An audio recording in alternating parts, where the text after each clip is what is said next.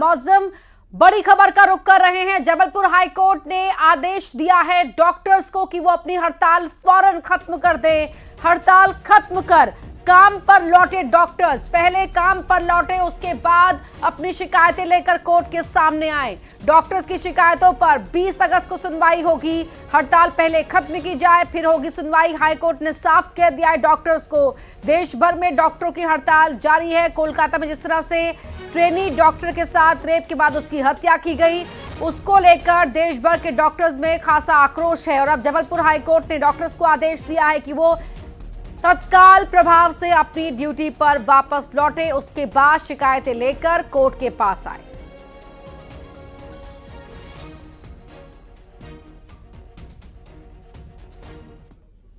Junior doctor associations ने 16 अगस्त से अनिश्चितकालीन हड़ताल की मांग करी थी, जहां अंशुल तिवारी जी ने मेरे माध्यम से पिटीशन लगाया और माननीय उच्च न्यायालय ने इसको संज्ञान में लेते हुए आज के लिए रखा था, जहां पे जूनियर डॉक्टर एसोसिएशंस ने अपनी मांगों को रखा, जहां पे माननीय उच्च न्यायालय ने उन्हें आश्वासन दिया कि आप अपनी मांग को लेकर हमारे समक्ष लेकर आएँ। तक आप जब 20 तारीख तक आप अपनी हड़ताल को विड्रॉ करें। उन्होंने स्वेच्छापूर्ण अपनी हड़ताल को विड्रॉ कर लिया है और 20 तारीख को उन्होंने उनको सुनवाई के लिए लिया है। और हमने अब 3 रिस्पोंडेंट को और ऐड किया था, जिसमें आईएमए को भी अपन ने पार्टी इंक्लूड किया है और मध्य junior doctor association Madhya Pradesh को भी अपन ने पार्टी इंप्लीड किया है।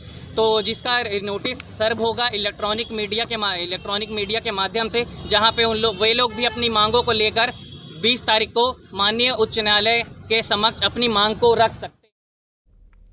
शैलेंद्र भदौरिया हमारे सहयोगी हमारे साथ जुड़ रहे हैं। शैलेंद्र, कोर्ट ने साफ कर दिया है कि पहले डॉक्टर्स को अपनी हड़ताल खत्म करनी होगी, उसके बाद डॉक्टर्स की बातें सुनेगा कोर्ट।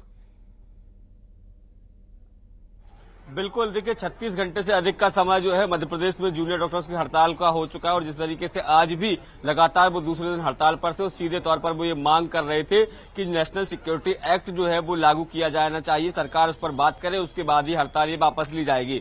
लेकिन जिस तरीके से बड़ी संख्या में प्रदेश भर के 3000 जो है वो जूनियर डॉक्टर हड़ताल पर थे और उनका साथ देने के लिए 10,000 आईएमए के डॉक्टर, अब आज तो मध्य प्रदेश के बहुत सारे इलाके ऐसे थे जहां प्राइवेट हॉस्पिटल्स भी उनकी हड़ताल में शामिल हो गए थे। तो ऐसे में मध्य प्रदेश की स्वास्थ्य व्यवस्थाएं जो है वो चरमराने लगी थी और यही कारण है कि सबको लेकर कल एक हाईकोर्ट जबलपुर में पिटीशन दायर की गई थी। उसकी सुनवाई करते हुए हाईकोर्ट ने सख्त निर्देश दिए हैं और कहा है कि पहले आप लोग काम पर लौटिए, उसके बाद जो है आपकी भी शिकायत सुनी जाएगी।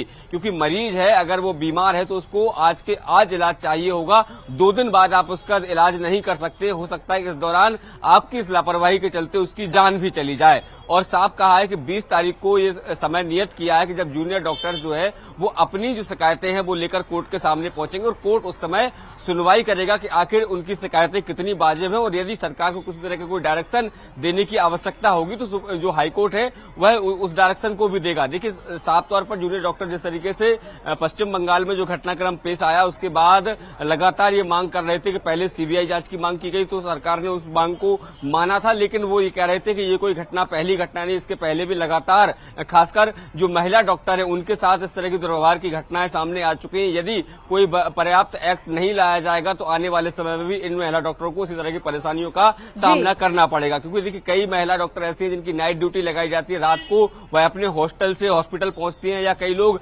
अपने घरों पर रहती हैं, वहां से घर से वो जाती है। तो ऐसे में उनको सुरक्षा जो है पहला मुद्दा था, जाहिर तौर पर अगर आपके जो वर्क प्रीमाइसेस है वहीं पर अगर आप खुद को असुरक्षित पा रहे हैं तो डॉक्टर्स की चिंताएं यहां पर स्वाभाविक सी है। लेकिन कोर्ट ने भी साफ कर दिया कि चिंताएं भी सुनेगी अदालत, लेकिन पहले डॉक्टर्स को अपनी हड़ताल खत्म करनी होगी।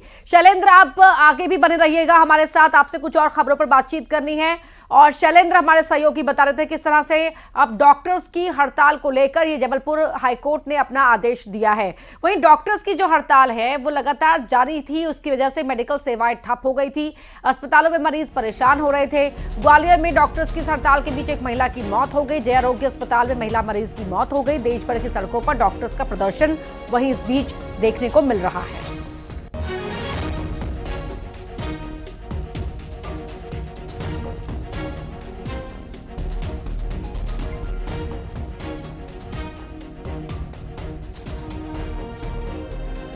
उनका नाम क्या था? नैनी कुछ नहीं कुछ कहाँ से आए आप? सोचना गाँव से काय के लिए आए थे? इलाज के लिए? शुगर के इलाज के लिए आए थे। हाँ, फिर बस देश में डरे बुखार आया, उनने देखा ही नहीं, उनने नली डाल दी पेट। मैंने कही आईसीयू भर्ती कर दो, ऊपर नहीं करा, जगह ही नहीं है आईसीयू में। मैडम तो फिर कहा लिख के तो नहीं है, वो ले आए, लिख के क्यों दे, तुम हाथ कटा अपने। उनने बोला फिर कल करा, कल हाली जाना खराब हो गई, हाली बिगड़ गई, जब आज खत्म हो गई। आज खत्म हो? हाँ। तो ये हड़ताल की वजह से देखा नहीं डॉक्टर? नहीं देखा, डॉक्टर सुनते ही नहीं है सर।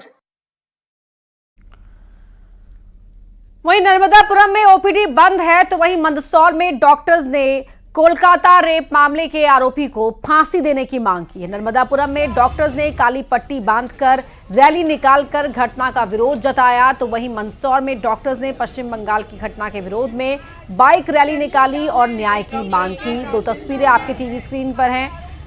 नर्मदापुरम और मंदसौर में किस तरह से डॉक्टर्स ने अपना जो आक्रोश है, अपना विरोध है वो जताया है, वो आप इन तस्वीरों में देख सकते हैं। डॉक्टर के कातिल जिंदा है।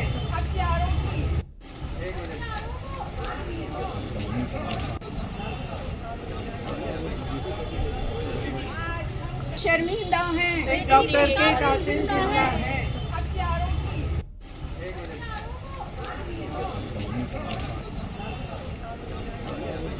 तो ये मध्य प्रदेश में किस तरह से डॉक्टर्स की हड़ताल का असर देखने को मिल रहा है और डॉक्टर्स किस तरह से अपना रोष प्रदर्शन कर रहे हैं, वो हम आपको अलग अलग जगहों की तस्वीरें आप तक पहुंचा रहे हैं। हमारे रिपोर्टर्स भी हमारे साथ जुड़ना शुरू हो चुके हैं, जिनसे हम जानेंगे कि उनके शहर में क्या स्थिति इस समय बनी हुई है। भोपाल से शैलेंद्र भदौरिया हमारे साथ लगातार लाइव जुड़े हुए हैं। मिथिलेश गुप्ता इंदौर से हमारे साथ लाइव जुड़ गए हैं। मिथिलेश, मैं पहले आपके पास यहां पर आ रही हूं। इंदौर में डॉक्टर्स का क्या कहना है और किस तरह से वो अपनी नाराजगी, अपना आक्रोश जाहिर कर रहे हैं? देखिए, इस वक्त मैं महात्मा गांधी मेडिकल कॉलेज में मौजूद हूं और सभी जो डॉक्टर हैं यहीं पे मौजूद थे और इनके बीच में लंबी बातचीत हुई। उन्होंने कहा है कि आज तो ओपीडी सेवाएं बंद थी, लेकिन सरकार ने बात नहीं मानी। जो इनकी मांगे हैं वो अगर नहीं माने गई तो ये आने वाले समय में इमरजेंसी सेवाएं भी बंद कर देंगे। उनसे बातचीत करते हैं। आज ओपीडी की सेवाएं आप लोगों ने बंद कर रखी है। आप लोगों एक तरफ तो सीबीआई की जाँच चल रही है, अब आगे आप लोगों की क्या मांगे, किस बात को लेकर आपकी ये लड़ाई चल रही है? सीबीआई की जांच अभी चल रही है वहाँ पे, बट अभी जो पहली जो हमारी फीमेल डॉक्टर थी जिसका गैंग रेप करके उसका मर्डर किया गया था, उसमें भी केवल एक ही आरोपी को पकड़ा गया है।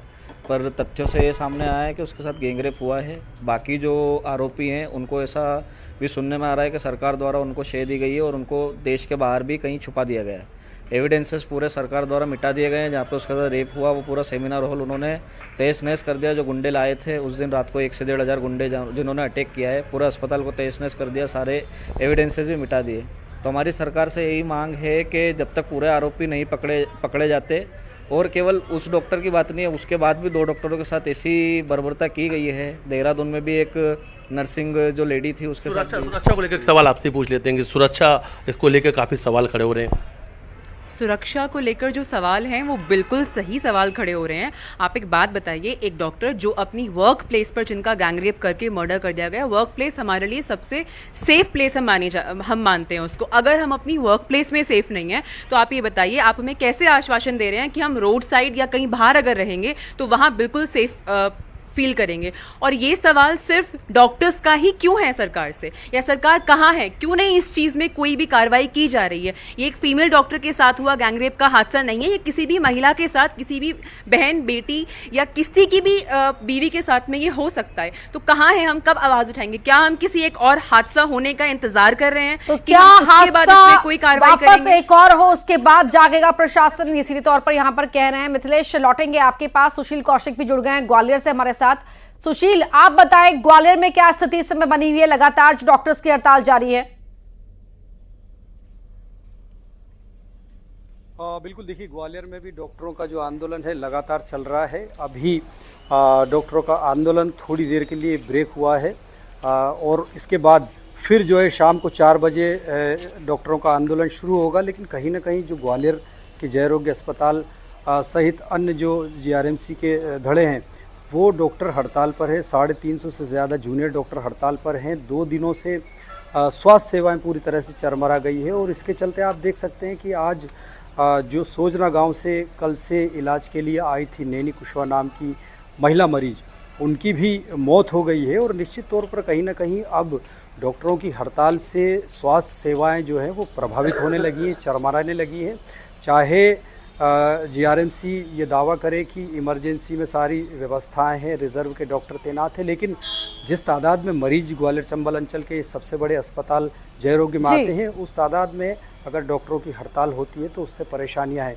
तो निश्चित तौर पर कहीं ना कहीं इस हड़ताल से जो मरीज है वो तो प्रभावित हो रहे हैं। डॉक्टर्स की मांग अगर एक तरफ जायज है तो वहीं हड़ताल से मरीजों को परेशानी हो रही है और यहाँ तो एक महिला की मौत भी हो गई है। अब शैलेंद्र, मैं आपके पास आ रही हूँ, जरा आप बताएं।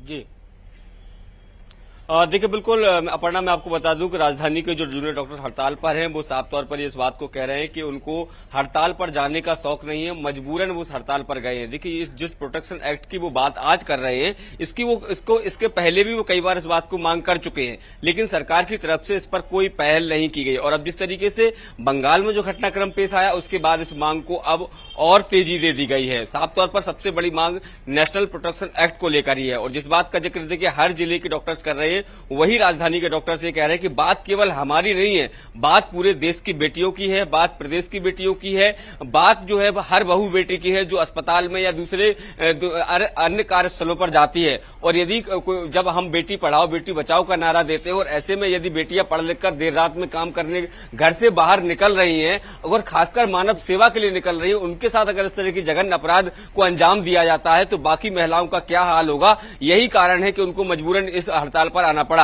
हालांकि वो ये भी कह रहे हैं कि मरीजों को परेशानी ना हो, इसको लेकर वो लगातार जो ओपीडी से जरूर अलग हुए हैं, लेकिन वो इमरजेंसी सेवाओं में शामिल हो रहे हैं। जो पहले से ऑपरेशन प्रस्तावित थे उनमें वो शामिल हो रहे हैं। लेकिन जिस बात का जिक्र हमारे प्रत्येक साथी ने किया कि देखिए, भले ही इमरजेंसी सेवाओं में देने की बात कही जा रही हो, ऑपरेशन थिएटर में शामिल होने की बात कही जा रही हो, लेकिन फिर भी मध्य प्रदेश की स्वास्थ्य व्यवस्थाएं चरमरा रही है, क्योंकि 5000 संख्या के आसपास है मध्य प्रदेश में जूनियर डॉक्टर्स की। और यदि वो हड़ताल पर रहते हैं तो कई अस्पताल ऐसे भी हैं जहां मुख्य कड़ी जो है वो जूनियर डॉक्टर होते हैं, क्योंकि ओपीडी में भले ही सीनियर डॉक्टर देख लेते हैं लेकिन बाकी का ट्रीटमेंट इन जूनियर डॉक्टर के हवाले होता है। और यदि जूनियर डॉक्टर वहां पर नहीं होंगे तो निश्चित तौर पर व्यवस्थाएं जो है वो चरमराएंगी। और यही कारण है कि अब हाईकोर्ट ने भी इस मामले में जूनियर डॉक्टर्स को तत्काल जो है वो काम पर लौटने के निर्देश दिए हैं। ये बात सही है कि अभी डॉक्टर जो है वो काम पर नहीं लौटे, एक छोटा सा ब्रेक लिया गया है। संगठन के जो तमाम जो जूनियर डॉक्टर्स हैं वो आपस में बात करेंगे और उसके बाद ये तय हो पाएगा कि क्या मध्य प्रदेश में हाईकोर्ट के निर्देश के बाद हड़ताल